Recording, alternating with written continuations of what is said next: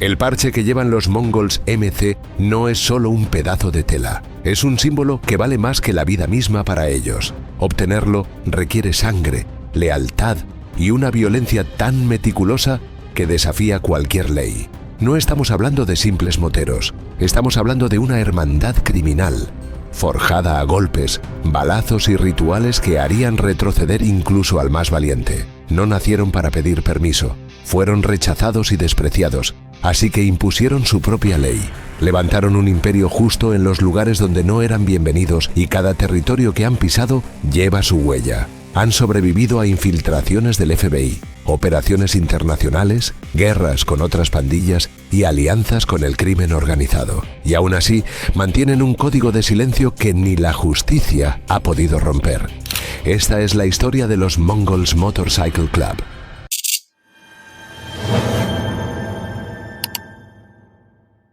Iniciemos esta historia diciendo de qué son capaces estas personas. Arrancamos en marzo de 2025, exactamente el cuarto día de ese mes, en el glamuroso bar BS de Ontario, California. La noche olía a cerveza rancia y cuero sudado. Clifford, Buckshot, Lavoy y Julian Jules Pulido, dos integrantes de los Mongols, decidieron que un miembro de los vagos, quien lucía su chaleco con orgullo, tenía que mostrar respeto a la vieja usanza, quitándose la insignia. Nada de preguntar ni de buenas maneras. Quítatela de inmediato. Buckshot, señalando la prenda de vestir y vociferando algunas malas palabras, mientras Jules apretaba los puños. Su negativa a cooperar fue un error. Lo derribaron, lo patearon hasta que la sangre le llenó la boca.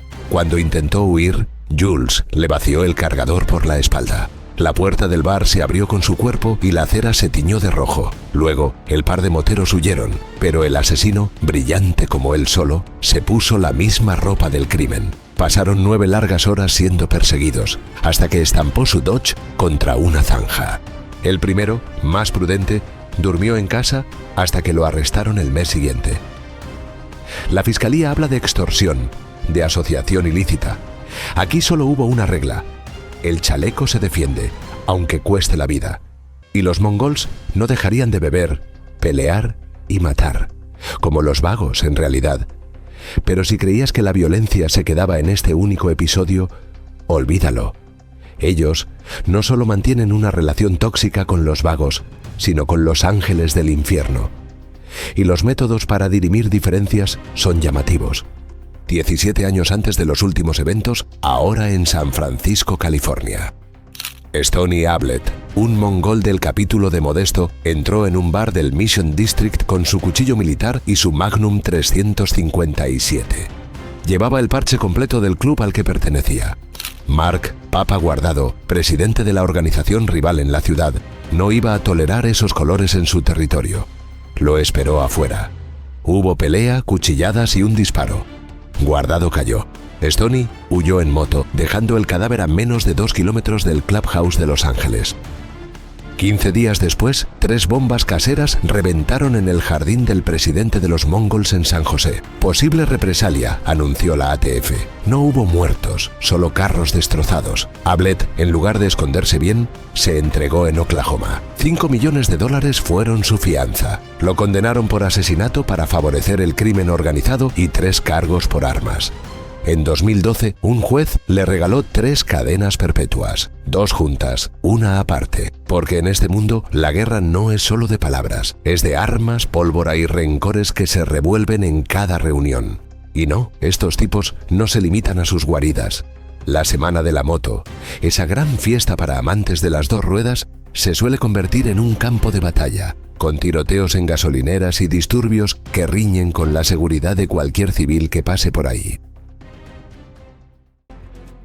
Este 2025, a las 11:37 del 8 de marzo, todo empezó con un tiroteo en una gasolinera durante aquella celebración.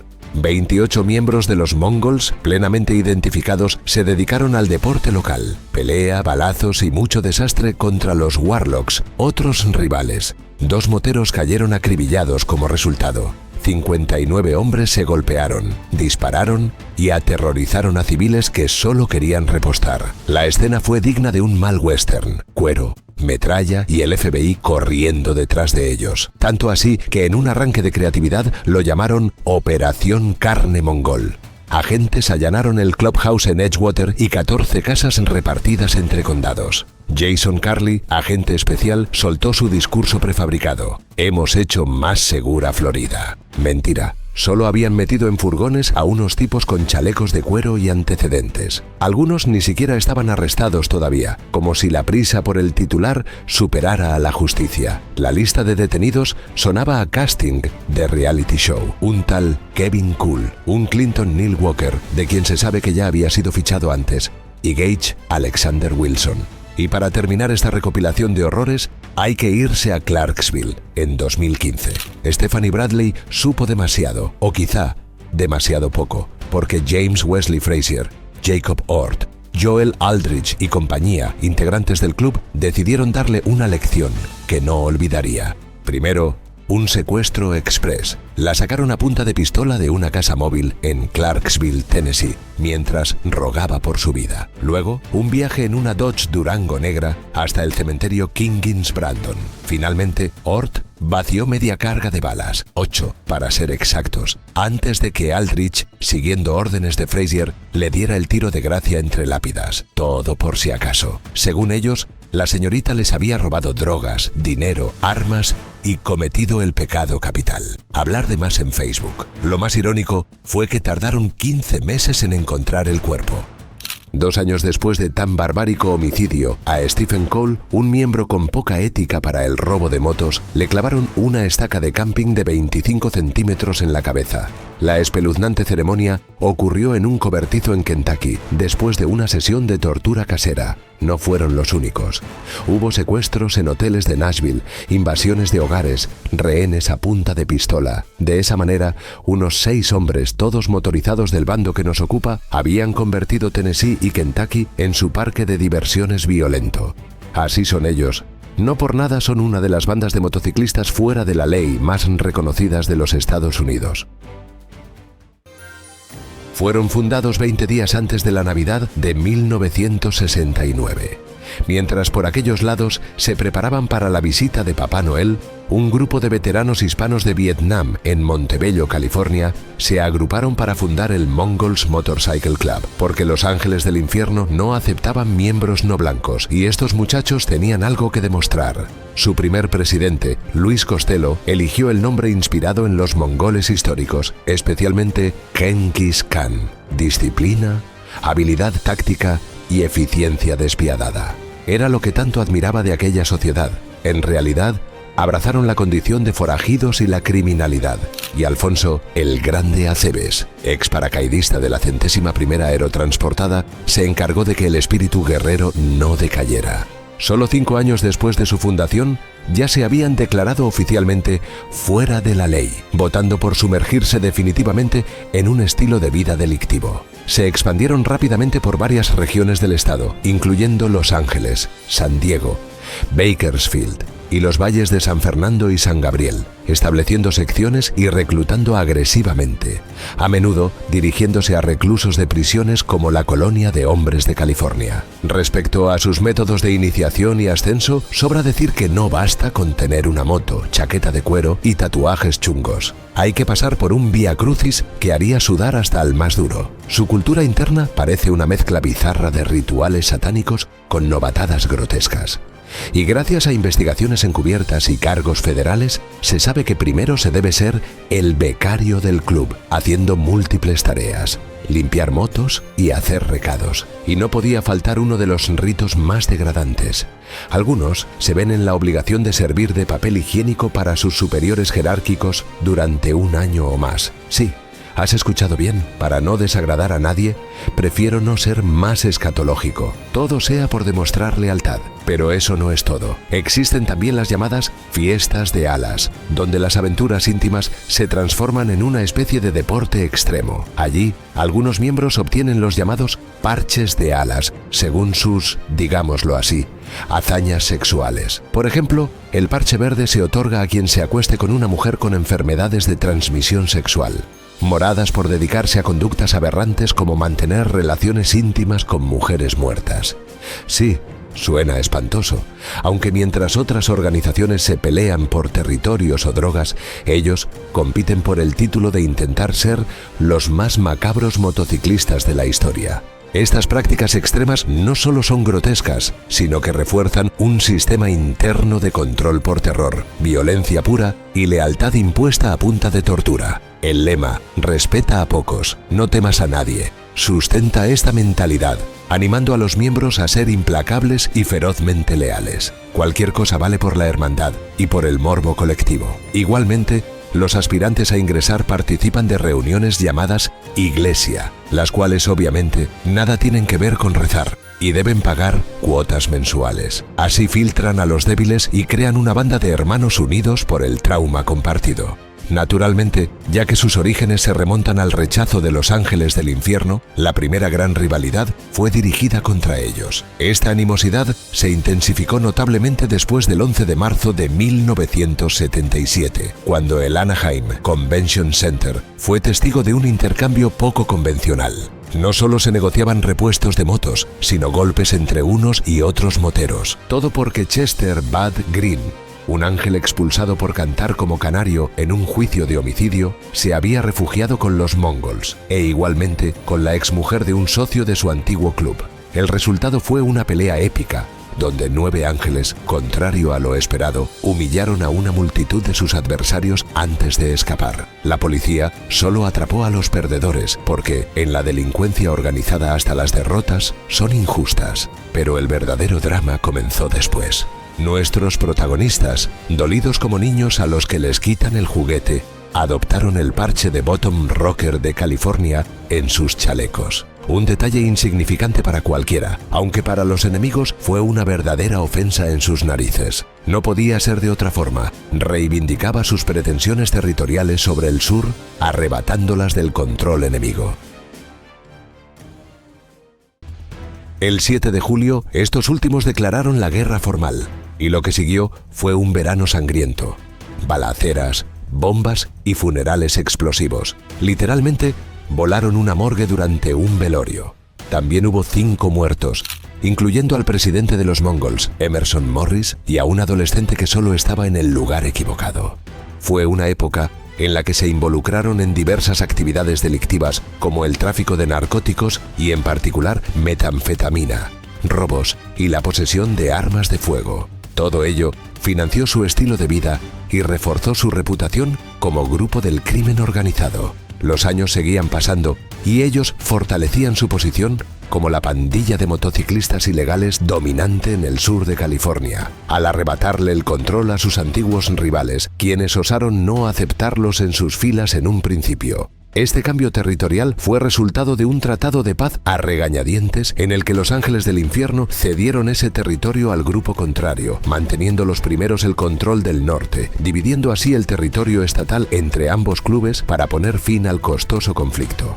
Superados estos tumultos, como parte de esta tregua, se permitió a los Mongols usar el codiciado parche californiano Bottom Rocker, y Los Ángeles mantenían sedes en varios condados del sur, como Monterrey, Orange y San Diego. Todo suena muy bonito, pero las hostilidades se reavivaron el 11 de febrero de 1989 en la primera feria anual de motocicletas Easy Riders, celebrada en el estacionamiento del RMS Queen Mary de Long Beach, California.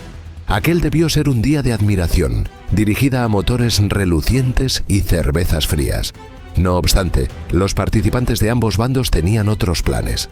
De los 3.000 asistentes, unos 100 aproximadamente, eran estos entusiastas rivales, que pasaron de intercambiar miradas suspicaces a cuchilladas directamente. El trágico protagonista fue Aristeo Andrés Art Carvajal, sargento de armas de los enemigos de nuestros protagonistas de San Bernardino, quien recibió una puñalada en el pecho. Otros quedaban con heridas no mortales y la policía de Long Beach tuvo que intervenir como si estuviera separando a niños malcriados. Lo más irónico es que el asesino de Carvajal, supuestamente un asociado de los Mongols, nunca fue arrestado, como si una muerte en pleno evento público fuera tan difícil de resolver. Y bueno, el espectáculo dejó tan mal sabor de boca que al año siguiente el Easy Riders se mudó a Malibú, pues, según un informe de inteligencia policial, Mantenerlo en el mismo sitio representaba un peligro claro y presente para la seguridad pública. Por ello, para fortalecer sus filas, los mongols adaptaron sus políticas de reclutamiento incorporando a muchos exmiembros de pandillas callejeras del norte y el sur del estado. Esto marcó un cambio con respecto a los estándares anteriores. La constitución del club exigía originalmente que los aspirantes poseyeran motocicletas Harley Davidson, sí, pero esta norma se flexibilizó para reforzar la fuerza laboral en la lucha contra las pandillas de motociclistas rivales, especialmente la Gran Máquina Roja, apodo de sus grandes enemigos. Muchos nuevos reclutas de las pandillas callejeras de cholos lowrider no poseían motocicletas ni sabían conducirlas inicialmente, siendo aceptados únicamente para servir como soldados adicionales en el incesante conflicto. Entre tantos nuevos moteros estuvo uno llamado William Billy Quinn, uno que se puso un chaleco de cuero, se montó en una Harley y se coló en el capítulo de San Fernando Valley. Su alias fue Billy St. John y tenía mucho potencial, de no ser porque se trataba de un agente encubierto del ATF.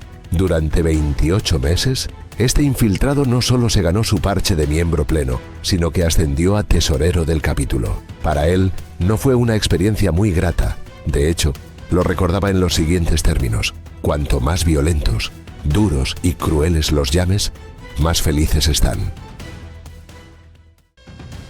El 25 de noviembre de 1999, los mongols convirtieron el Ginas Bar de Commerce, California, en la sede de su venganza cuando Adrian Panjet Gutiérrez y su combo apuñalaron y golpearon hasta la muerte a Daniel Herrera por el imperdonable crimen de hablar mal de ellos. Aquel sujeto, orgulloso, recibió un parche de calavera, el equivalente motero a una sentencia de muerte. Quinn, el infiltrado, intentó que le confesaran lo ocurrido en cámara, pero ni con vodka y cocaína los responsables soltaron prenda. Y finalmente, el 19 de mayo de 2000, como resultado de su trabajo, un batallón de 675 agentes allanaron sus clubhouses desde California hasta Oklahoma. El botín fueron 70 armas ilegales, 17 motos robadas, 2 kilogramos de coca y $27,000 en efectivo. Lo más valioso, los registros y libros contables que detallaban reuniones donde planeaban crímenes como si fueran juntas de condominio. 54 integrantes fueron igualmente arrestados, incluyendo a Gutiérrez por el asesinato de Herrera. Al día de hoy, ese episodio todavía es citado por ellos sobre lo que no se debe hacer al reclutar a alguien. Del lado contrario de la acera, las autoridades lo recuerdan como una de las operaciones más exitosas de infiltración de pandillas de motociclistas. En realidad, la movida no los afectó mucho, porque por aquellos días habían crecido tanto que se expandieron a nivel nacional con más de 20 secciones y se convirtieron en uno de los clubes de motociclistas fuera de la ley más grandes y organizados de Estados Unidos.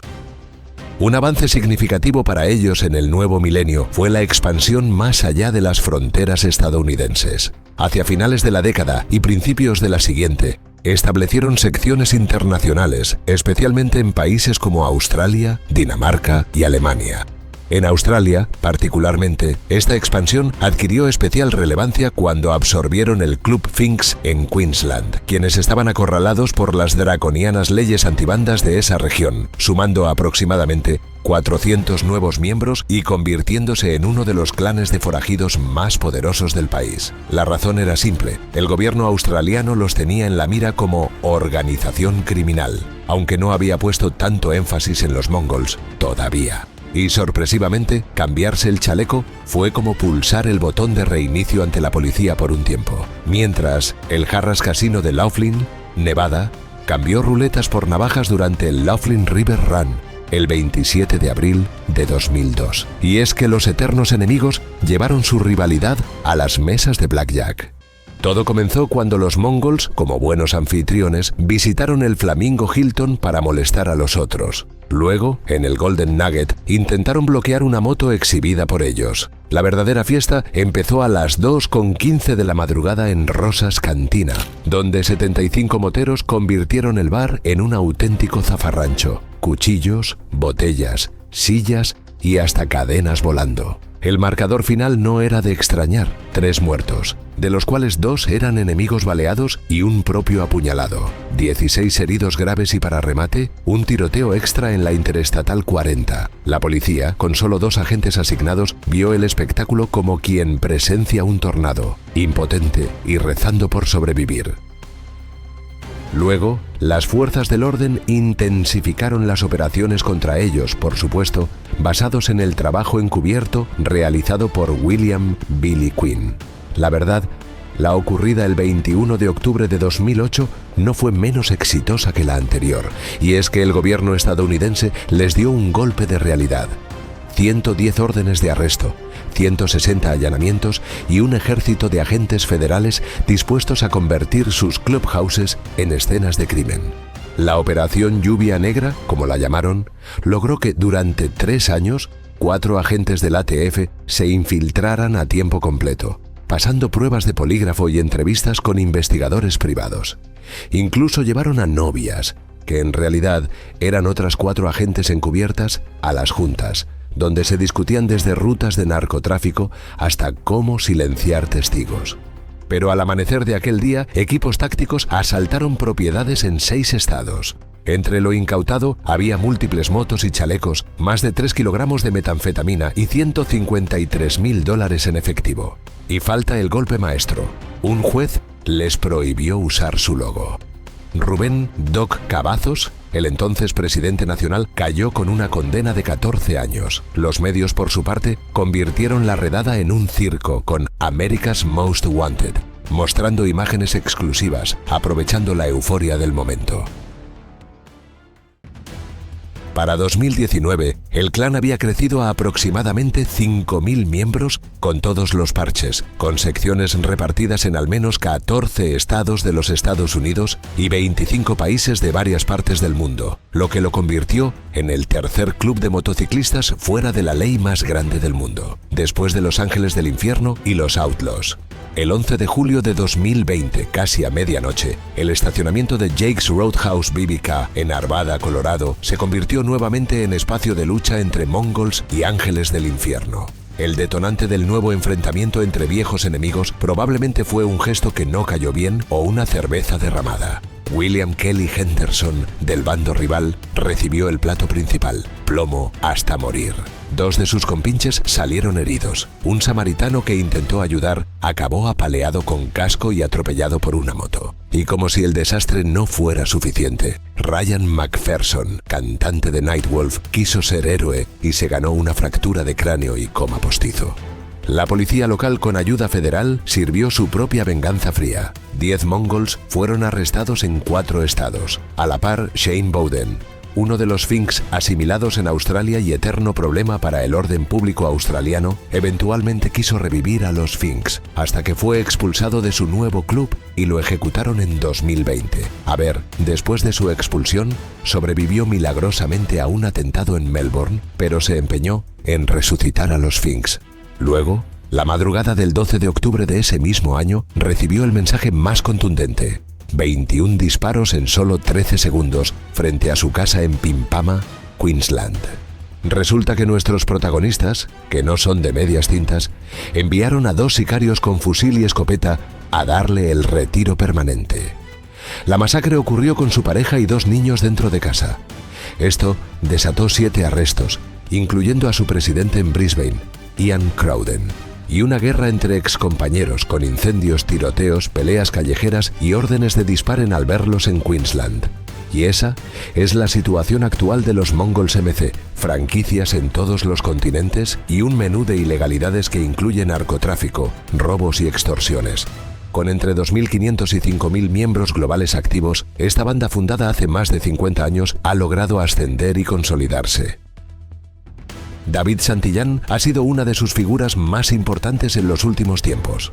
Tras unirse en 1997 y ascender al poder 13 años luego, este exconvicto por fraude postal creía que podía domesticar al ATF con sonrisas y reuniones cordiales. El escándalo le estalló en 2021, cuando su esposa, en un acto de venganza conyugal, filtró una grabación donde Santillán hablaba de su relación especial con John Ciccone, agente del ATF.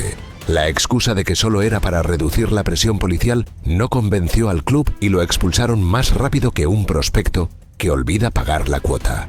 Lo irónico fue que testimonios judiciales juraron que el sujeto nunca fue un soplón. Aunque para sus colegas, la mera sospecha lo convertía en el hazmerreír del bar. Ahora es un fantasma sin moto, demostrando que hasta los presidentes pandilleros pueden caer, sobre todo cuando sus esposas tienen acceso a grabadoras. Si te ha impactado la gran historia de los Mongols MC, no te puedes perder la increíble historia de su grupo rival de toda la vida, Los Ángeles del Infierno.